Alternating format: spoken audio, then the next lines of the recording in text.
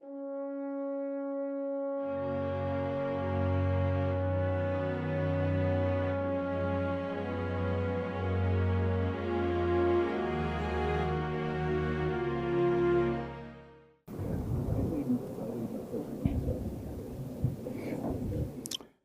good morning, fellow patriots.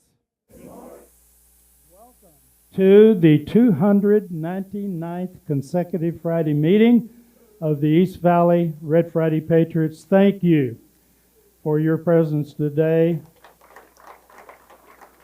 And thank you for demonstrating your support for our men and women in uniform. You know, it goes without saying that your dedication to our mission and its significance for our deployed warriors, it's paramount.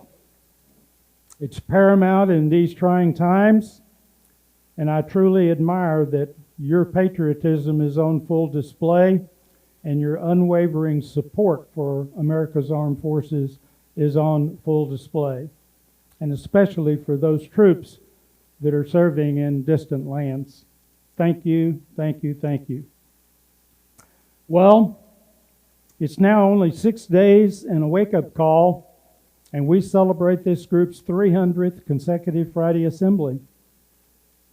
Let that soak in. You've put up with my sorry butt for almost 300 weeks, and at least of yet, you ain't ran me off. So I figure that if you can tolerate me for that long, you've got to be some pretty resilient folks. So, assuming that the sun comes up and the creek don't rise, may I see the hands of those of you who definitely will be in attendance at next Friday's 300th celebration. Fantastic. And may I see the hands of those of you who expect to bring a guest? Very good. And what about those of you that plan to sleep in?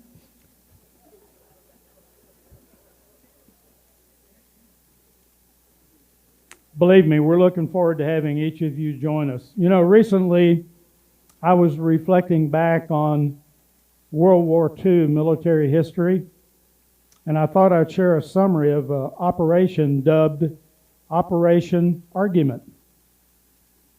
I'm curious, have any of you ever heard of the code name Operation Argument? Back here in the back. Well, Operation Argument, which ultimately became known as Operation Big Week, it was a sequence of air raids against Nazi Germany. It occurred 81 years ago during the period of February 20 through 25. Only 6 months prior to the end of World War II. And the objective of Operation Argument was to destroy German aircraft factories in central and southern Germany in an attempt to defeat the Luftwaffe before the Normandy landings that were to take place later that year. The operation included the United States Army Air Force and the Royal Air Force, and it was an all-out campaign against Germany's aviation industry and the Luftwaffe. There was a total of 981 bomber aircraft available for this operation. Heavy bombers from the United States Army Air Force 8th and 5th Air Forces hammered aircraft assembly plants, engine plants, and ball bearing plants by day, and then the Royal Air Force bombers attacked by night. By this time in the war, the U.S. Army Air Force long-range P-51 Mustang fighter aircraft had to be able to escort the bombers all the way to their targets, and the P-51s caused havoc with the Luftwaffe defenders. The Allies flew nearly 4,000 heavy bomber sorties. Now, one sortie is one airplane flying one mission. 4,000. They dropped more than 20 million pounds of bombs on industrial and military targets during that 5-day period of Big Week. Now, in the final analysis, the operation was deemed only somewhat successful. Some bombardment units failed to reach their targets due to long hanging clouds striking unplanned targets. And during formation, several accidents occurred, resulting in crashes and the deaths of dozens of crew members. Low ceilings caused many sorties to be recalled. Targets of opportunity were missed altogether. Sorties unable to find their designated targets were recalled and dropped their bomb loads on non-hostile communities, resulting in significant civilian deaths. And yes, the United States Army Air Force suffered heavy casualties. We lost 226 heavy bombers and 28 fighters, while the Royal Air Force lost 131 bombers. This operation resulted in 2,600 Allied casualties. The operation cost the Luftwaffe only 262 aircraft, but those 262 planes represented a third of its available fighter aircraft. The Luftwaffe lost 252 air crewmen, including 100 pilots, but those 100 pilots represented the Luftwaffe's irreplaceable veteran fighter pilots. So yes, the Allied losses were far, far more severe than German losses, and on that, the high Dutch civilian death toll was a humanitarian catastrophe, resulting in 978 civilian deaths. And although the Allied goal of achieving air superiority was furthered only marginally, the Allied bombing of the German aircraft industry ground targets was rather ineffective. However, the purported Allied strategy of sacrificing bombers in order to lure and kill Luftwaffe fighters was very effective. Following the raids, Allied fighters, particularly the P-51s that were freed of close combat bomber support and escort duty, those P-51s inflicted losses on the Luftwaffe for the remainder of the war. German aircraft and pilot losses simply could not be replaced quick enough. And as a result, the Allies achieved air superiority by the time of the D-Day invasion. There's a line originating from the poem To a Mouse by Robert Burns. The best laid plans of mice and men often go awry. When it comes to warfighting, truer words were never spoken. Will you join me in the pledge?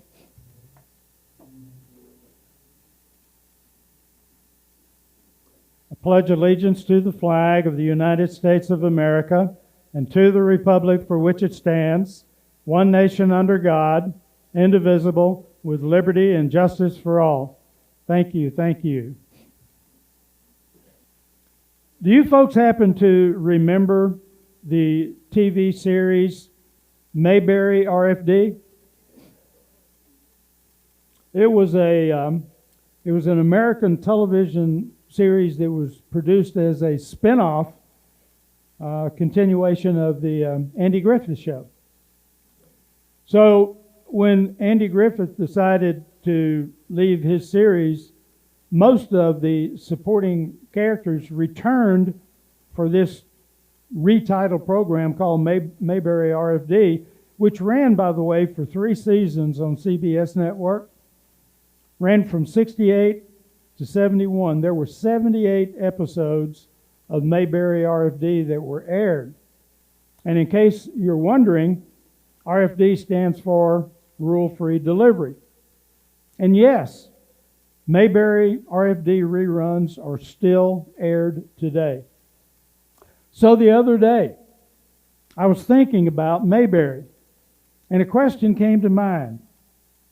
Why was everyone in Mayberry so darn happy? Remember that? They were the happiest folks on earth. But why? Why were they so happy? Well, I finally concluded that the reasons they were so happy is that they were all single.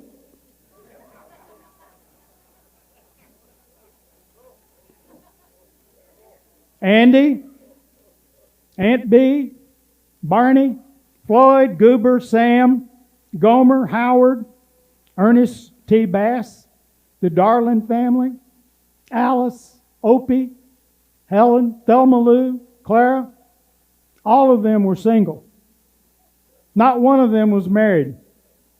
The only one who was married was Otis, and he was drunk the whole time.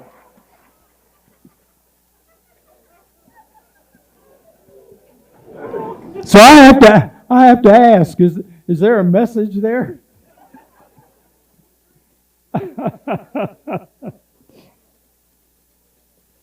Ladies and gentlemen, I'm honored to introduce our guest speaker for this morning's program, Dr. Valerie Adams. Before joining the history faculty at Arizona State University in 2008, Valerie was an assistant professor at Embry-Riddle Aeronautical University in Prescott, teaching foreign policy and area studies in the Global Security and Intelligence Studies program.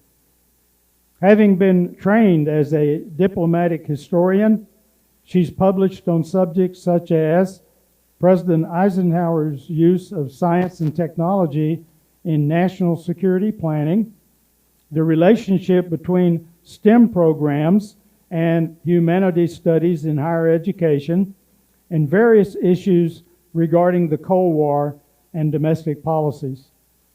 She also holds a private pilot's license and has an active scholarship agenda in aviation history. Valerie earned a Bachelor of Science degree in history from the University of Arizona, a Master of Arts degree in American history from the University of New Hampshire, and a doctoral degree in American and diplomatic history from the University of New Hampshire.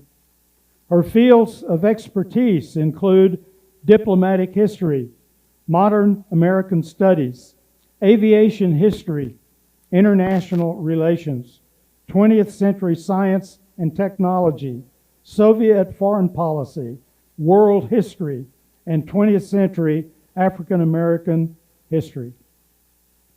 Since 2020, she has been a teaching professor of history, interdisciplinary and humanities and communications, College of Integrative Sciences and Arts at Arizona State University, and is assigned with the affiliated faculty Office of Veterans and Military Academic Engagement.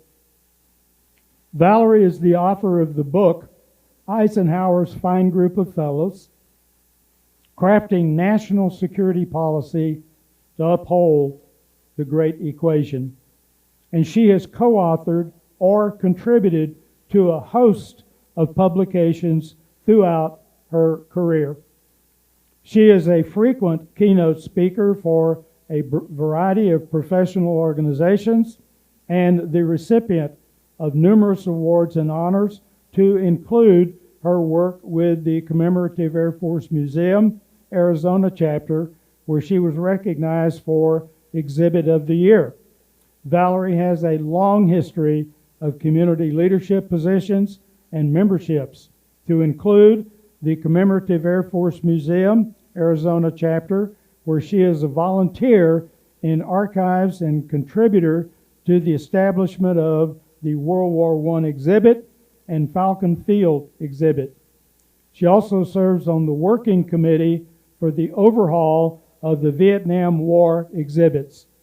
She is a board member of the Central Arizona chapter of the Arizona Historical Society, a member of the Society for the History of Technology, a member of the Knights of the Round Engine Table, a member of the Phoenix Wing of the American Aviation Historical Society, and as a member of the Society for Historians of Foreign Relations. You know, prior to 1948, when the Women's Armed Service Integration Act allowed women to serve on a permanent basis in the Army, Navy, Marine Corps, and Air Force, women have served our nation during periods of armed conflict in extraordinarily important roles, going all the way back to the Revolutionary War. This was especially true during the Second World War, when their service was absolutely essential for the success of the United States military and its allies. During World War II, women served in a variety of roles, including nurses, Red Cross volunteers, spies, factory workers, civil service, chemists, engineers, and pilots. In fact, each service branch eventually opened to women. And by the end of the war, over 350,000 women wore American service uniforms. They had their own branches of service, including the Women's Army Auxiliary Corps, later to become the Women's Army Corps, or WAC. The women accepted for volunteer emergency service, or WAVES. The U.S. Marine Corps Women's Reserve, and the Coast Guard SPARS. SPARS was an acronym for the Coast Guard motto, Semper Paratus, always ready. Though they did not serve in combat roles, 432 women were killed and 88 were taken prisoner during World War II. Today, Valerie will share insights about one other service group, the World War II era Women Air Force Service Pilots, or WASP, and the immensely important role the WASP served during that tumultuous Second World War era. Ladies and gentlemen, please welcome Valerie Adams. Well, thank you so much. I don't know if I've ever had such a detailed introduction, and so I'm thrilled to be here. You set this up really well in terms of services, because what's interesting is that the WASP, twofold, didn't become the WASP until a little bit later. There were two separate organizations for female pilots. And then secondly, they were never part of the Army Air Force. They were never part of the service, which I think is an important point to make, in that, what does that mean? It means that they don't have access to a lot of the benefits that the service people had and their families had. So when the women, and there were over 30, when the women lost their lives, the girls, I hate calling them girls, but that's certainly what they were called back then, but the pilots would have to do a little collection amongst themselves to come up with enough money to send the body back to her family. This wasn't covered by the service because they were not part of the service. Families were not allowed to display a star in the window and so on and so forth.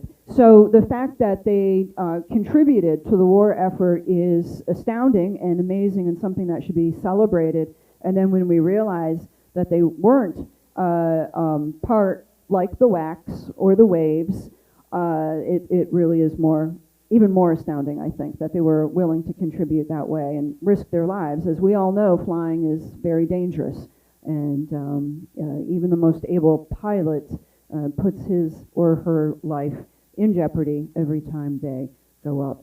So that was a nice setup, and not at all in order of my PowerPoint slides, which is completely okay. So we'll get there. Perfect.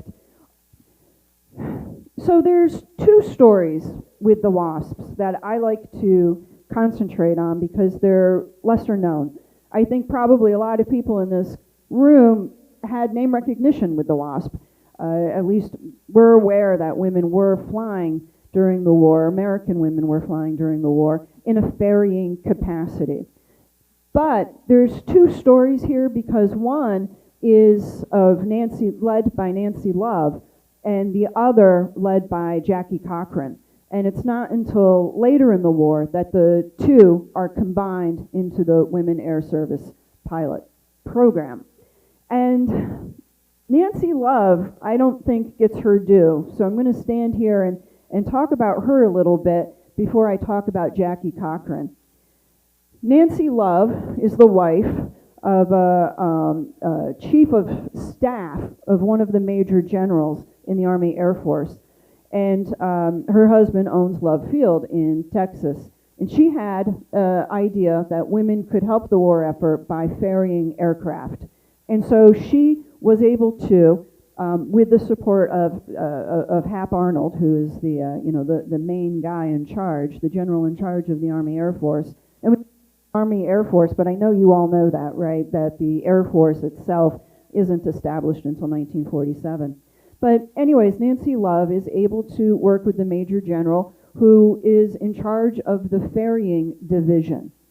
So ferrying is bringing those aircraft from the plants, right? They roll off the assembly line to where they need to go. And sometimes that need to go is another field for training, but most often where they need to go is someplace where those planes are going to be taken overseas, whether to the Pacific or to the European theater.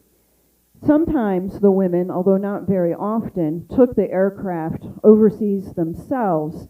Most notably, the women would fly up to Alaska and hand over aircraft to the Soviets.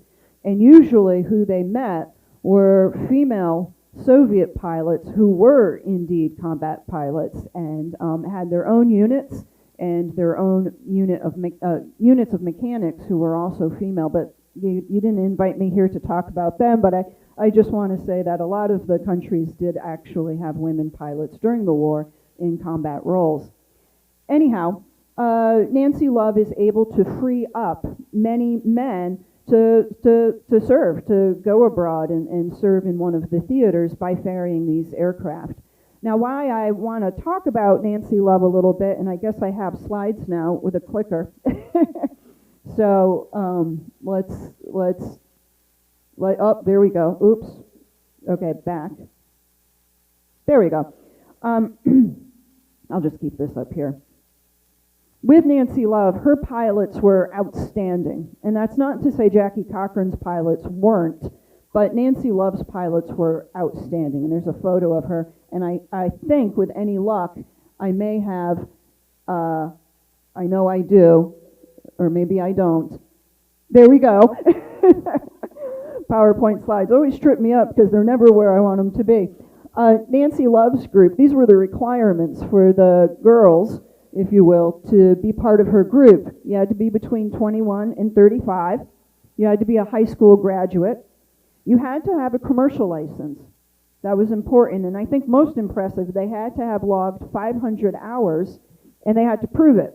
They needed proof that those hours actually existed. You'd be surprised how many pilots during the war fudged the logbook to get enough hours. So they had to prove it. They had to prove they were rated in aircraft with 200 plus horsepower engines, and they needed 2 letters of recommendation.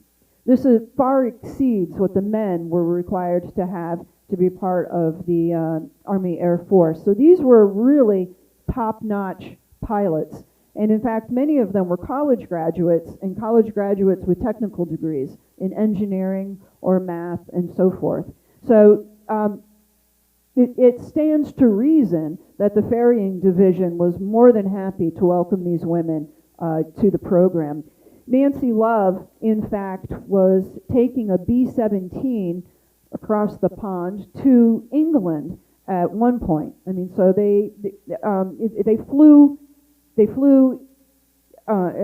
impressive missions, if you will, and also these women flew every aircraft that the Army Air Force had, all the way up to the B-29. The B-29 was a difficult plane to fly. And I wish I had a PowerPoint slide to show it, but we think of the B-17, because I know we all sit around and think about the B-17 every day. But if we think about the B-17 and the name Flying Fortress, it's a huge aircraft. And I encourage you, here's a plug, to go over to the Commemorative Air Force Museum, because we have a B-17. But it's a huge aircraft. But when you put it next to the B-29, it's dwarfed by the B-29. So Paul Tibbets, who is in charge of the B-29s, his pilots were a little intimidated. They, it was a monster of a machine, and they were a little intimidated and found it difficult to fly. And so Tibbets very purposefully had some of the pilots of the WASP program get checked out in the B-29. So, very overtly shaming his pilots. If a woman can do it, well, you certainly can too. There was another example of the P-39, the Airacobra. That was a very difficult fighter plane to fly as well. And I don't know, there's a lot of wives in the audience today, and I don't know how you feel, but I suspect if I put you on the spot to raise your hand, you might agree that your husbands don't always go for the instruction manual right away. And indeed, we had a situation where some of the male pilots who were trying to figure out this new aircraft kept crashing. And so, again, the women, to be perfectly frank, to shame the guys, the women were asked to try to get checked out in this Bell aircraft. And they did something that the men didn't do. They read the owner's manual. And they didn't have any problem at all with this aircraft. In fact, they found it a delight to fly. So those are just some illustration that they truly were capable of flying anything that the Army Air Force had. So back to this PowerPoint slide with Nancy Love. Nancy Love had her group established already when Jackie Cochran, who had made a name for herself, she too was an able pilot. She had won the Bendix Trophy, if you guys are familiar with the air races of the 1930s. She had really made a name for herself. She too had a very influential and well-to-do husband, but that's not to take away at all from the ability of Jackie Cochran or Nancy Love. So Jackie Cochran was well known. Jackie Cochran really liked to be in charge. Nothing wrong with that, but she really liked to be in charge. And she was also friends with a lot of people in high places. And one of them was Hap Arnold. And so Jackie Cochran went to Great Britain, took some pilots with her, and she wanted to see the program that the British had established for women ferrying aircraft. They had been, of course, at war since September of 1939 and had some experience with such things. So Jackie Cochran went to England to find out how this program worked so she could bring it back to the United States. Well, while she was there, Nancy Love had established her very successful program. And as I said, the Major General of the Ferrying Division, and then ultimately the General William Tunner, loved Nancy Love's pilots. Jackie Cochran came back and said, hey, I was supposed to do this. What are these ladies doing? And so she establishes her own program. And you can see up here, the requirements for that were a little less stringent than Nancy Love's. Again, nothing wrong with that, but just a little less stringent. 21 to 34, high school grad, but only 35 hours in a light aircraft. That's not going to get you a commercial license. And they had to pass a physical exam and a personal interview. So as you can see, no letters, of reference, no experience with heavier aircraft, and so on and so forth. They applied to this, women across the nation applied to this program. Over 20,000 women apply, only 2,000 are accepted. So this is something that is very exciting and something that proves, without a shadow of a doubt, that there were women who had their license and were flying in the 1920s and the 1930s. We had a group, like I was there, the United States had a group of very able and excited women. So Jackie Cochran wanted these two groups combined, and she wanted to be in charge of these two groups. As I said, she's a very ambitious woman, and that's nothing to take away from her. Let me go back, I think. There we have a photograph of Jackie Cochran. And Jackie Cochran she understood, well, let me finish the one story I started to say. She wanted them combined. And she had gone to Hap Arnold and said, not only do I want them combined, I want to be in charge of them. Which was a hard pill for Nancy Love to swallow, since Nancy Love had her group established first, and her group, by any measure, was more qualified. But Jackie Cochran goes to Hap Arnold, says, I want them combined, and I want them to be part of the military, just like the WACs, the WAVES, and so forth, that the women air service pilots needed to be officially part of the Army Air Force. Hap Arnold actually didn't have a problem with that. However, he said to Jackie, well, you'll have to be under the command of Colonel Hobby, who was the woman in charge of the WACs. It's the Army Air Force, not the Air Force. Army comes first. And so that means the head of the Army, or the Women Auxiliary Corps of the Army would be in charge. Jackie Cochran wasn't having any of that. So rather than, and I don't mean to make her out as a villain, you can come to your own conclusion, but she did not force the issue because she did not want to have to report or be a subordinate to the colonel of the WACs. So anyways, to continue with the story, and let's find out together what my next photos are. There's Nancy Love's group. And there's Jackie Cochran again with Hap Arnold. Like I said, she was close with him.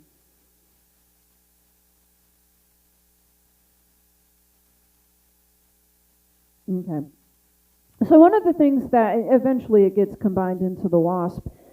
One of the things that Jackie Cochran wanted to make sure that the country understood these women were first and foremost women. Right? She understood the culture, if you will, of the United States at the time. Women were supposed to be pretty. They were supposed to occupy a certain segment of our society. They were supposed to be, if you will, subservient perhaps. And so Jackie Cochran made sure that everybody looked cute and pretty. And that was important. And publicity was important.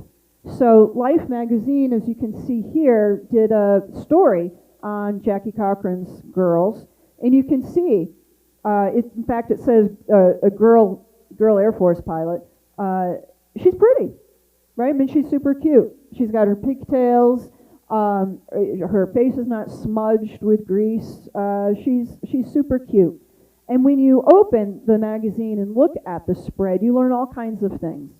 You learn that they study, that these girls study and study and study. In the mornings, half of the girls are studying and doing calisthenics, while the other half of I hate calling them girls, well, the other half of the women were flying and taking flight instruction when they were at Avenger Field in Sweetwater, Texas, and then that would flip-flop. At night, they would continue studying or fly at night. It was a day that started at 6 in the morning and wouldn't end until 10 p.m. And these girls were good.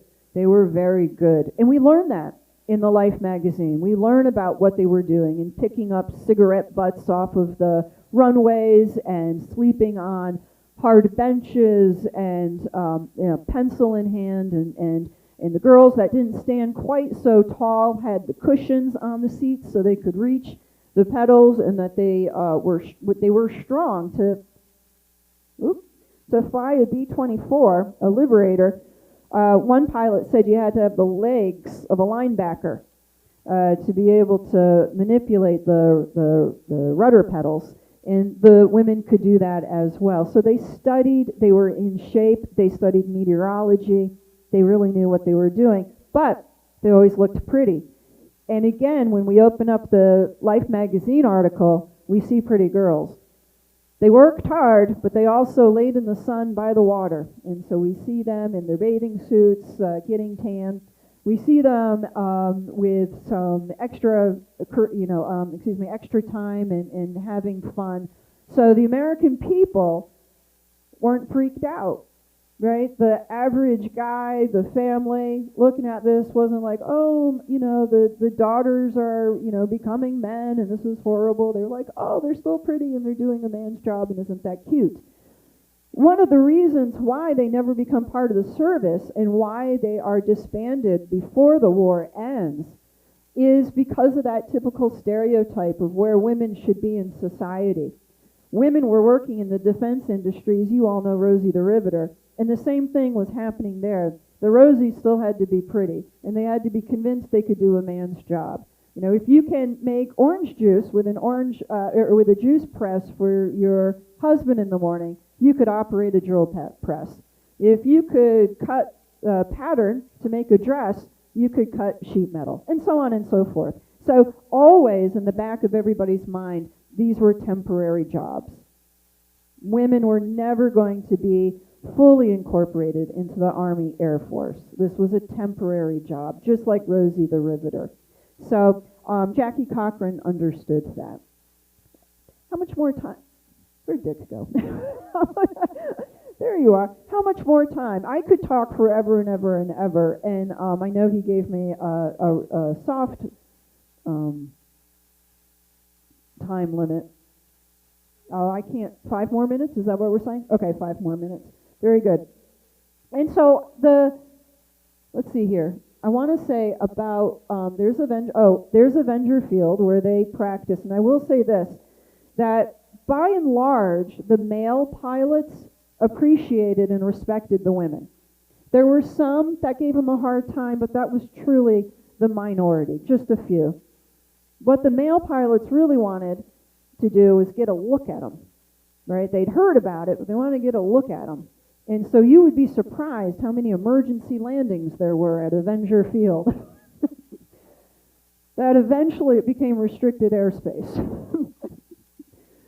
Oh, I have to go this way. Okay, so the last story then that I'll say is that there was an effort amongst a few to try to get these ladies proper recognition and to be part of the Army Air Force. And bills went through Congress, and they almost passed a few times. But going back to this, it's a temporary job. The reason why it never did pass, and the reason why the program was disbanded in December of 1944, is because there were a lot of unemployed male pilots. The war's winding down. The war doesn't end until May 8th, 1945 in the European theater, but by December 1944, the Allies had been successful at D-Day. The Allies had liberated France. The Allies were well on their way to Germany, although in December bogged down with the Battle of the Bulge. But it didn't seem like there was as great a need for ferrying these airplanes. And with the male pilots unemployed, they were afraid they might get drafted. And with the perception that this was always going to be a temporary job for the women, it did not seem to many in Congress that there was a great need to pass legislation to make them part of the armed services. Well, when the war ended, they dispersed. Many of them stopped flying, but many of them continued a career in flying. And eventually, as you can see here, Congress did extend military benefits in 1977. The first WASP to be allowed to be buried at Arlington wasn't until 2002.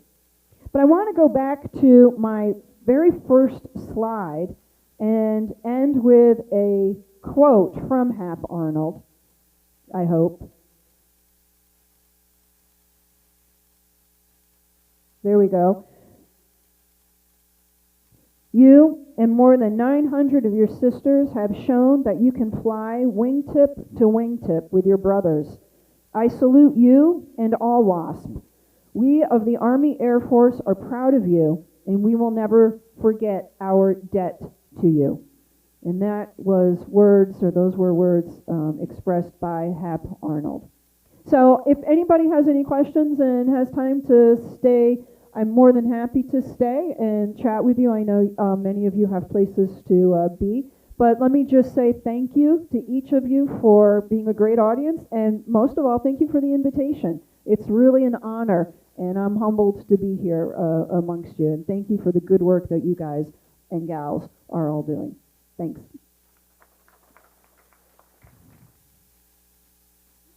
Valerie, there are untold stories, not only about the WASP, but for each of the women's branch of service during the World War II era.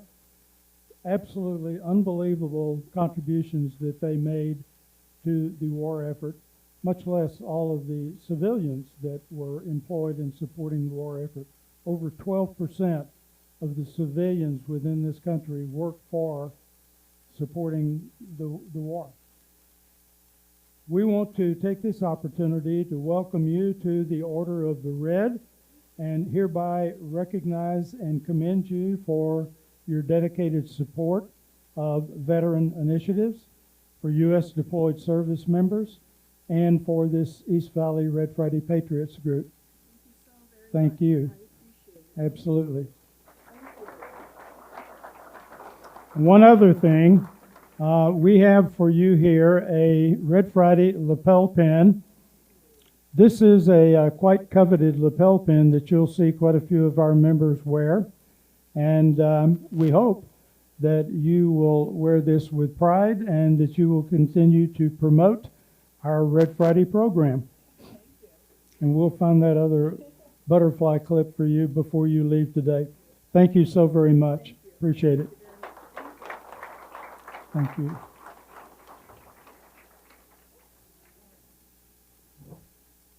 Don't worry about it, Richard. Got it.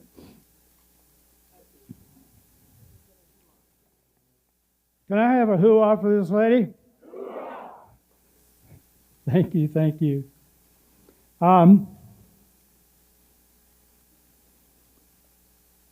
Announcements are quite limited this morning.